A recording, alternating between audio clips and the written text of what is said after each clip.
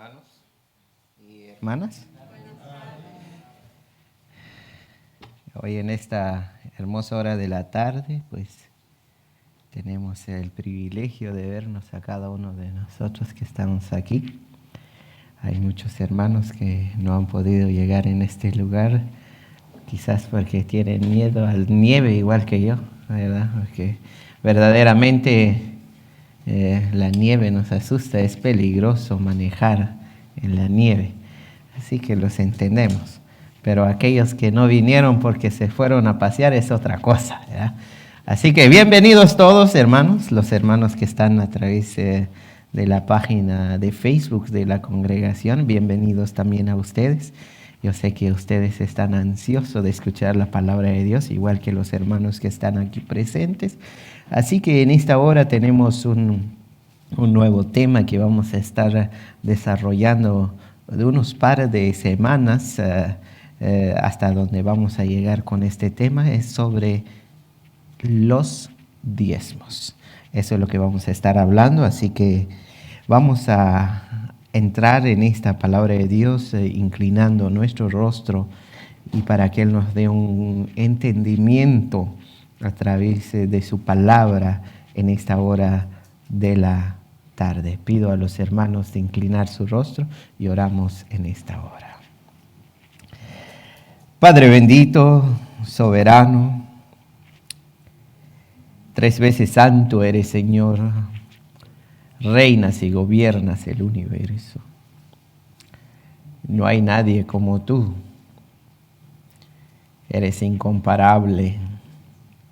Tú eres un Dios omnisciencia, omnipresencia y omnipotencia. Nos reunimos en este lugar con tus hijos, grandes y pequeños, para alabar tu santo nombre, para cantar himnos hacia ti y también para escuchar tu palabra en este lugar. Antes de comenzar con este tema sobre los diezmos, suplico, soberano, que ayudes a cada uno de tus hijos a tener un corazón receptivo, una mente receptiva hacia tu palabra en esta hora de la tarde. Yo sé, soberano, muchos han escuchado sobre diezmos, muchos hemos estudiado sobre esta palabra. Queremos hoy en esta hora estudiarla. Permítanos pues, en el nombre de tu Hijo Jesucristo, nuestro Señor y Salvador. Amén y amén. Amén, hermanos.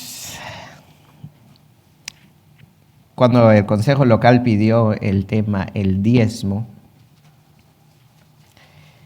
yo me puse a pensar sobre este tema, cómo presentarlo delante de ustedes. Yo sé que casi estamos hablando todo este mes sobre dinero, ¿verdad? Hace 2 semanas hablamos sobre primicias, ahora vamos a hablar sobre otra vez el dinero. No es que estamos yendo a un lado donde como la iglesia de la prosperidad, de ninguna manera, aclaro eso. El tema llegó es que el Consejo Local lo escogió, entonces quizás ellos saben la necesidad que se está viendo en la congregación o el motivo y la razón por qué lo pidieron, ¿verdad? Entonces, hago una pregunta, ¿verdad? Hago una pregunta. ¿El diezmo es vigente o no? Es decir, si debemos diezmar como enseña la Biblia o no. Hubo un hombre que se paró a leer todos los versículos que menciona la Biblia sobre diezmo, desde el Antiguo Testamento hasta el Nuevo Testamento. Y dijo en su conclusión que estamos atados a hacer lo que él leyó. Siempre digo, es bueno saber leer la Biblia, pero es mucho mejor conocer cómo interpretar lo que en ella está escrito, para que no quebrantamos ningún pequeño mandamiento, porque Jesús nos ha advertido, porque si nuestra justicia, escuchen bien, porque si nuestra justicia no fuere mayor que la de los escribas y fariseos, no entraréis en el reino de los cielos. Mateo 5:20. Por eso, al hablar sobre el diezmo, hay que tratar este tema con mucha delicadez y hacer un estudio exegético para no confundir o desanimar a los creyentes en su vida cristiana. Déjame contarte, amados hermanos, jóvenes y señoritas, y amados oyentes a través de la página de Facebook. La Biblia está dividida en dos partes. El Antiguo Testamento y el Nuevo Testamento, ambas, escuchen bien, ambas son importantes, porque el Antiguo dice lo que va a suceder en el Nuevo Testamento, y el Nuevo Testamento verifica lo que dice el Antiguo. Así que hoy en nuestra enseñanza sobre los diezmos, vamos a comenzar en el Antiguo Testamento, donde se menciona por primera vez la palabra diezmo. Así que les invito a buscar en su Biblia, abren su Biblia conmigo, en Génesis, capítulo 14, versículo 18 al 20. Génesis 14, 18 al 20. Cuando lo encuentren, hermanos, favor de ponerse de pies para que todos leemos la palabra de Dios juntos. Miran a su lado, a su izquierda, a su derecha. Si hay alguien que no vino con Biblia, este es el buen momento de compartir tu Biblia con el hermano. Génesis 14, capítulo 14, versículo 18 al 20. ¿Ya lo encontraron, hermanos? Bueno, dice la palabra así en Génesis 14, 18. Entonces Melquisedec, rey de Salem y sacerdote del Dios Altísimo, sacó pan y vino y le bendijo diciendo: bendito sea Abraham del Dios Altísimo, creador de los cielos y de la tierra. 20. Y bendito sea el Dios Altísimo, que entregó tus enemigos en tu mano. Y le dio a Abraham los diezmos de todo. Pueden tomar su asiento. Somos muchos que hemos escuchado y estudiado sobre estos tres maravillosos versículos. Déjame contarte un poco de la historia que está sucediendo en esta escena con Melquisedec y Abraham. Al conocer la historia, conoceremos lo que significa la escena. Antes de conocer la historia, déjame usar un ejemplo. El por qué es importante conocer la historia de esta escena. Número 1, saber versus conocer, ¿verdad? Hay dos palabras aquí: saber versus conocer. ¿Cuántos sabemos que existe el diezmo? Todos, ¿verdad? ¿Cuántos conocen sobre el diezmo? Ese es el detalle donde tenemos que estamos un poco todavía inmaduros quizás en ese sentido. Todos sabemos que debemos diezmar, pero ¿cuánto conocemos sobre el diezmo? Podemos usar una fotografía para demostrar la diferencia entre los dos tipos de conocimiento, saber y conocer.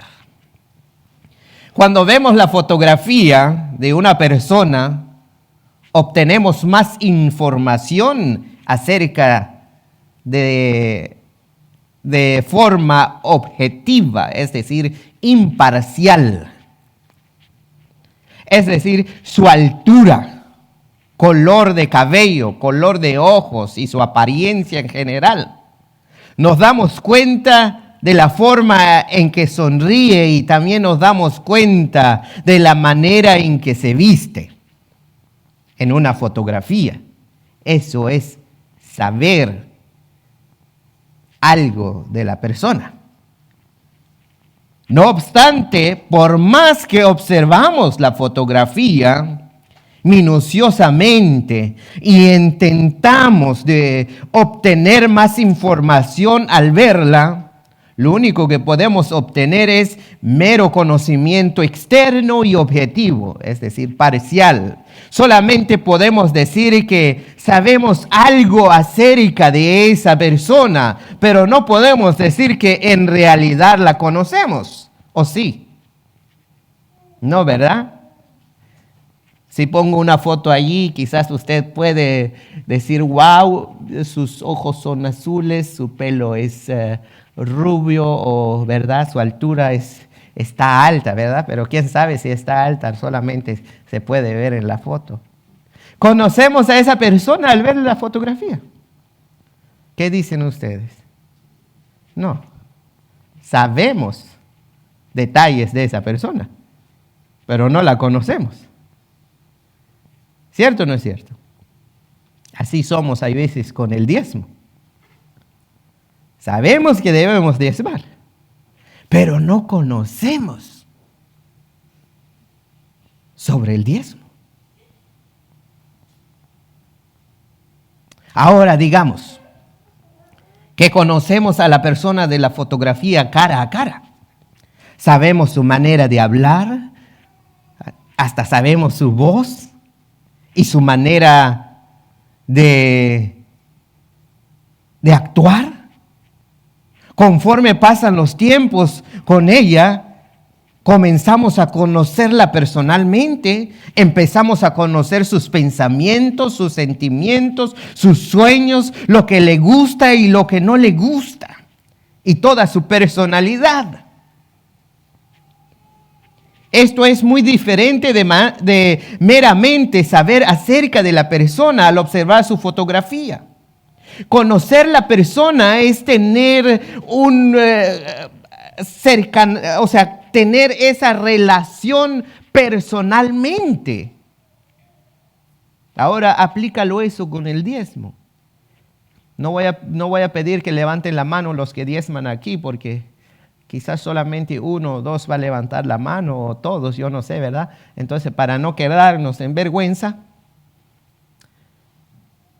cuando nosotros no tenemos esa relación con el diezmo, hay veces nosotros diezmamos porque la Biblia lo dice o porque así tengo conocimiento, ¿verdad? Pero sin conocer cómo, qué, cuándo y dónde se debe diezmar, solamente tenemos un conocimiento superficial del diezmo.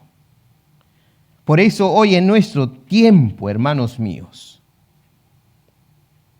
muchos de nosotros conocemos acerca del diezmo o los diezmos en forma objetivo y no subjetivo. Escuchen bien, objetivo y subjetivo. Muchos de nosotros conocemos el diezmo.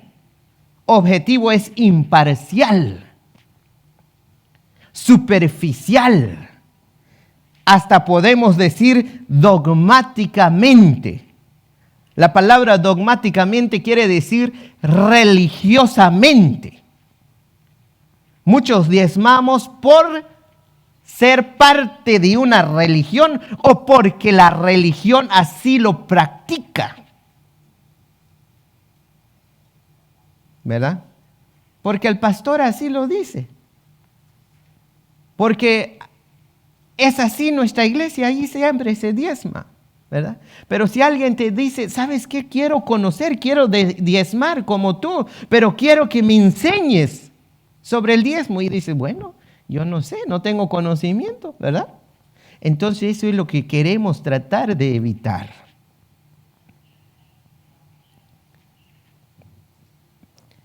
Entonces, hermanos, debemos conocer el diezmo en forma subjetiva, es decir, personalmente y directo. Conocer el diezmo personalmente y directo. ¿Puedes conocer el diezmo personalmente y directo? Sí, hermanos. Estudiando sobre ella. Estudiándola exegéticamente. Entonces, ver la escena entre Melquisedec y Abraham es tener un conocimiento parcial, superficial del asunto. Cuando leemos solamente el 18 al 20, cuando estoy hablando de la escena, ¿ven la escena que está pasando acá, hermanos? Aquí, Abraham comienza el 18 con Melquisedec. Sale al encuentro de Abraham. Melquisedec le ofrece, ¿qué cosa? Pan y vino. Y la contestación de Abraham es dar los diezmos. Eso es lo que vemos en esta escena.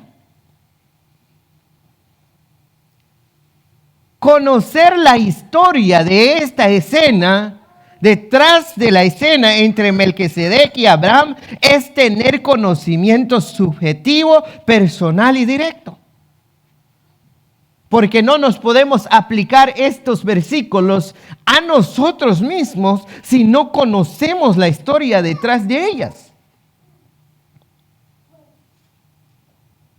Al ver la escena aquí, hermanos, al conocer estos 3 versículos, al ver la escena sin conocer la historia, quedan estas preguntas sin contestación. Escuchen bien, estas preguntas sin contestación. Cuando estamos viendo el diezmo objetivamente hablando, es decir, superficial, quedan estas preguntas. Fíjense que estos 3 versículos no contestaron, amados hermanos, no contestaron estas preguntas. ¿Quién es Melquisedec? No contestó estos 3 versículos, no contestó. Sí, bueno, dice, es rey y sacerdote, pero queremos conocer más de él, ¿sí o no? Aquí estos 3, no, solamente vemos un poquito. Hay otro. ¿Por qué sacó pan y vino Melquisedec? Estos tres versículos no lo contesta, ¿o sí? No lo contesta. Hay muchos que no nos importa tampoco. Sabemos leer. Cuando no sabemos interpretar la palabra de Dios, bueno, saco pan y vino, pues quién sabe, ¿verdad? ¿Qué le importa? Hay veces muchos somos así con la palabra de Dios. Hay otra pregunta, aquí hermanos, escuchen bien, hay otra pregunta que no es contestada en estos 3 versículos. ¿Por qué Abraham contestó con diezmos? Aquí no lo dice, ¿o sí lo dice? No lo dice. Hay otras preguntas, escuchen bien. ¿Dónde sacó Abraham los diezmos? Estos 3 versículos no lo contestan. ¿Dónde creen que trajo Abraham los diezmos? Bueno, no sabemos. Por eso vamos a estudiar sobre el diezmo. Por eso vamos a estudiar a la profundidad. Hay otra pregunta aquí, hermano, que no es contestado aquí. ¿Qué eran los diezmos que dio Abraham? ¿Oro, plata? ¿Borregos? ¿Vaca? ¿Qué creen que dio Abraham? Aquí no contesta todo esto. Entonces, por eso solamente conocemos sobre el diezmo superficialmente hablando. Así que ténganme mucha paciencia, porque este tema... ¿Qué creen que dio Abraham? Va a seguir a largo camino. Como dije en el principio, hermanos míos, de nuestra enseñanza, es bueno saber leer la Biblia, pero si no sabemos de hermenéutica, no tratas de interpretar la Biblia con tu propio conocimiento, porque esto te llevará en un grave error. Por eso hay muchos hoy en día, hermanos, al hablar sobre diezmos, usan unos versículos aquí en la Biblia, las cuales vamos a usar, porque hoy en tiempo, hermanos, escuchen bien, el diezmo, hay un diezmo que es conforme a la ley de Moisés, y muchos cristianos evangélicos usan esos versículos y esos capítulos de la Biblia y aplican a la iglesia, cuando no debe ser así. Hay ciertos versículos y capítulos que es para la iglesia de Jesucristo. Y hay ciertos capítulos y versículos que solamente son para la nación de Israel, los cuales no tenemos nada que ver en ellas.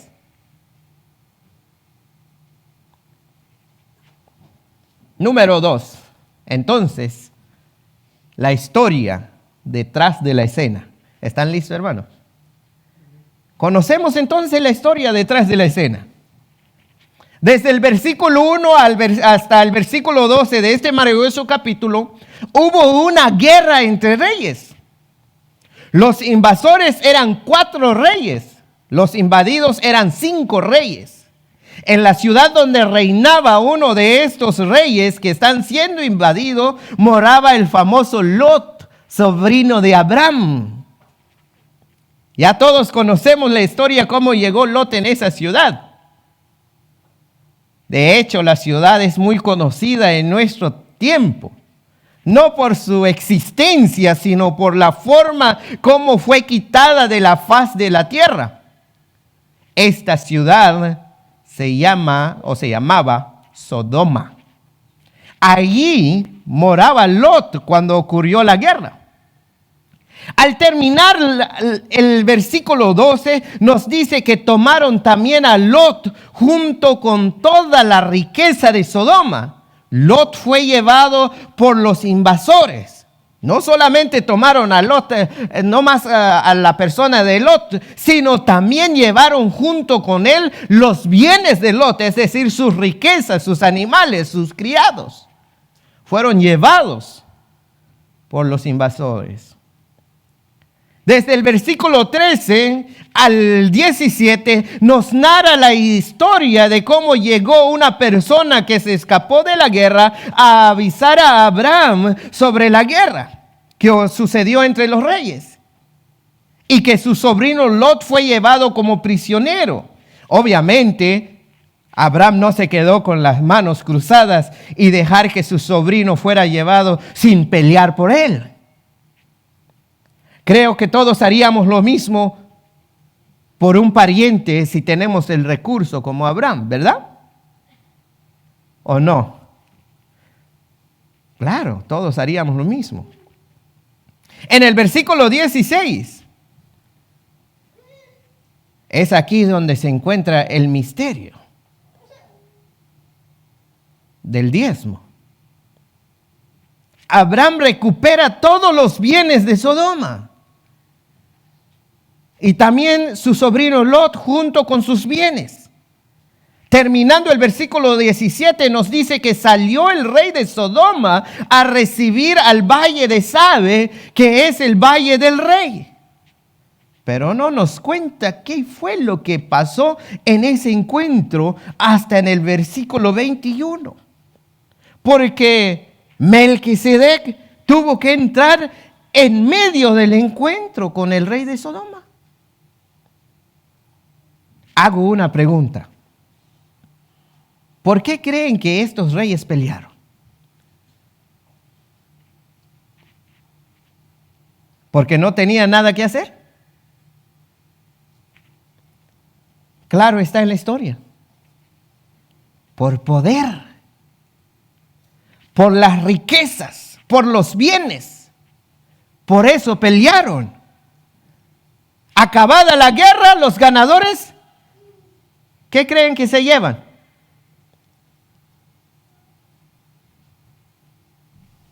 Se llevan los bienes y las riquezas de los perdedores. Número 3.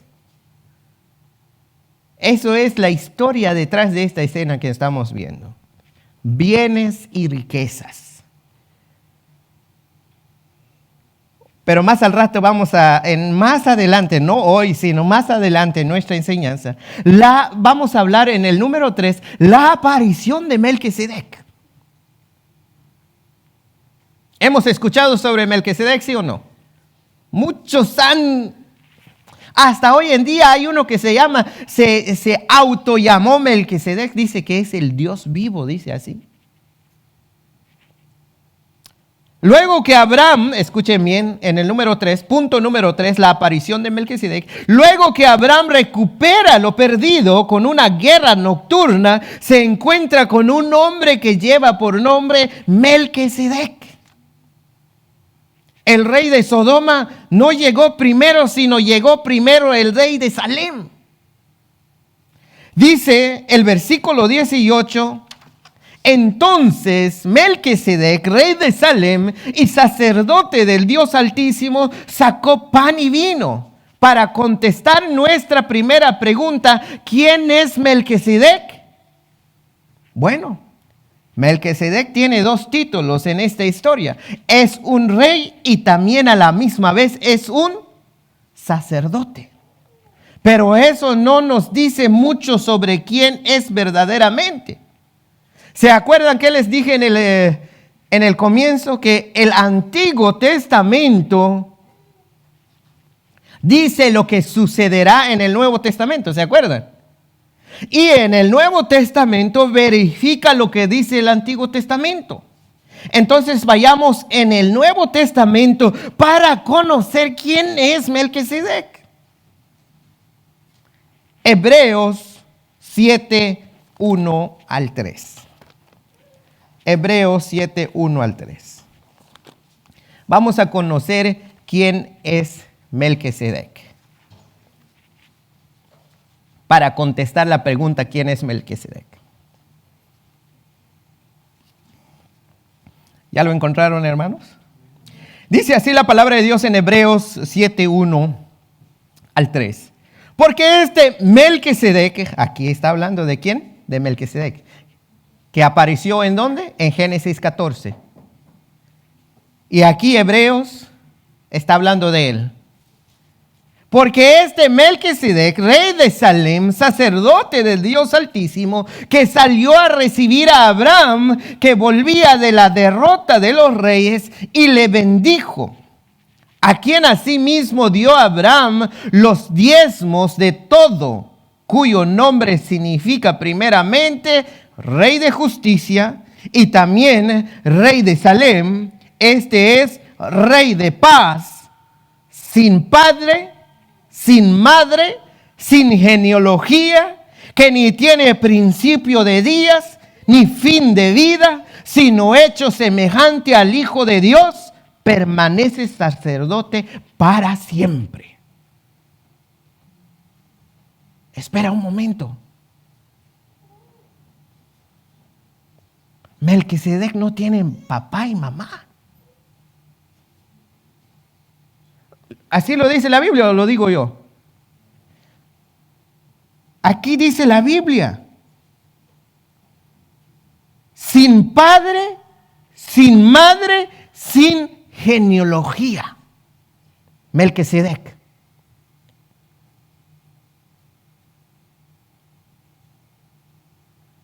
Y escuchen bien, ¿quién es Melquisedec? Que ni tiene principio de días, dice la Biblia, ni fin de vida. Esto es un misterio, ¿no? Sino hecho semejante al Hijo de Dios, permanece sacerdote para siempre. ¿Qué quiere decir para siempre? ¿Que algún día se va a quitar Melquisedec de ser sacerdote? No. ¿Y es semejante a quién?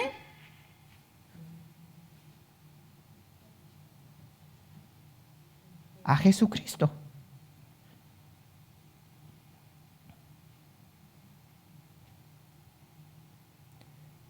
Muchos teólogos, escuchen bien hermanos, muchos teólogos que estudian la Biblia a la profundidad, muchos dicen que esto es una aparición de Jesucristo en el Antiguo Testamento.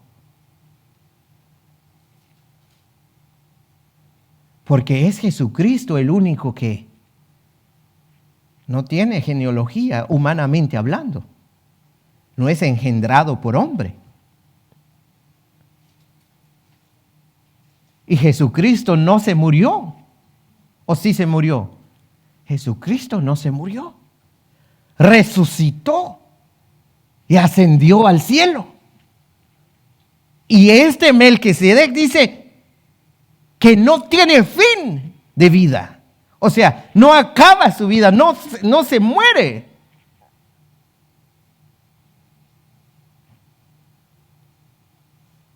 ¿Se dan cuenta quién es este Melquisedec entonces? Para entender, hermanos, los diezmos, hay que tener en cuenta a quién Abraham entregó los diezmos. Estos diezmos que Abraham entregó aquí no es conforme a la ley de la nación israelita, donde habla mucho de diezmo. Tienes que diezmar, tienes que hacer cierto rito, tienes que hacer esto, y si no diezmas, me habéis robado, dice Jehová en otros versículos. Pero eso son a los de Israel, a la nación israelita. A lo que estamos estudiando ahora no es la ley. Esto no es la ley. Vamos a ir quizás en el otro, no este domingo que viene porque tenemos un culto especial, sino en el otro domingo vamos a estudiar entonces lo que es los diezmos conforme a la ley. Y vamos a estudiar más en adelante las preguntas que nos hemos dado sobre estas preguntas. ¿Por qué sacó pan y vino Melquisedec? Vamos a tener que contestar eso, porque aquí no los hemos contestado. Y vamos a tener que contestar por qué Abraham contestó con diezmo. Vamos a tener que contestar dónde sacó Abraham los diezmos. Vamos a tener que contestar qué eran los diezmos que dio Abraham. No hemos avanzado. Esto es solamente la introducción a nuestra enseñanza sobre los diezmos. Así que vayan despertando. No falten el otro domingo. Tenemos mucho que aprender. Entonces, conocer los diezmos es tener una relación personal con lo que nosotros damos. Saber sobre el diezmo es saber solamente los detalles superficiales, los cuales no nos benefician espiritualmente. Ahora conocemos quién es Melquisedec. Es un tipo Jesucristo. Aquí la Biblia lo dice, no lo digo yo. Es semejante al Hijo de Dios, que se le apareció ¿a quién? A Abraham. Es rey de Salem, dice aquí, la cual aquí no lo dice, pero luego esta ciudad que se llama Salem llegó a ser ahora Jerusalén. ¿Y quién va a ser el rey de Jerusalén más adelante? El de allá arriba, Jesucristo mismo. Este es un misterio que hay que desarrollar. Y hay mucho que aprender. Desafortunadamente, aquí nos quedamos. Si te quedaste con ganas, no faltes el otro domingo. Inclinen su rostro y oramos. Padre bendito, gracias porque hoy hemos comenzado a estudiar sobre el diezmo o sobre los diezmos. Hay mucho que aprender y mucho que explicar. Ayuda a cada uno de tus hijos a tener paciencia para que puedan aprender sobre lo que son los diezmos. Cuando ellos tendrán este conocimiento, serán hijos tuyos que ofrendarán conforme a tu voluntad y no la voluntad de hombres. Así que gracias por habernos dado este bello momento en el nombre de tu Hijo Jesucristo. Amén y amén. Amén, hermanos. Así como me fue informado por el presidente de esta congregación, aquí despidamos a los hermanos que estuvieron conectados a través de la página de Facebook. Vamos a cortar nuestra transmisión ahora. Que Dios los guarde siempre en su santo amor. Si Dios nos permite la vida, hasta el otro domingo a las 10 en punto estaremos, o 10:30 estaremos transmitiendo en vivo, porque tenemos un servicio especial. Quedan invitados, hermanos, pero aquí terminamos nuestra programación con ustedes.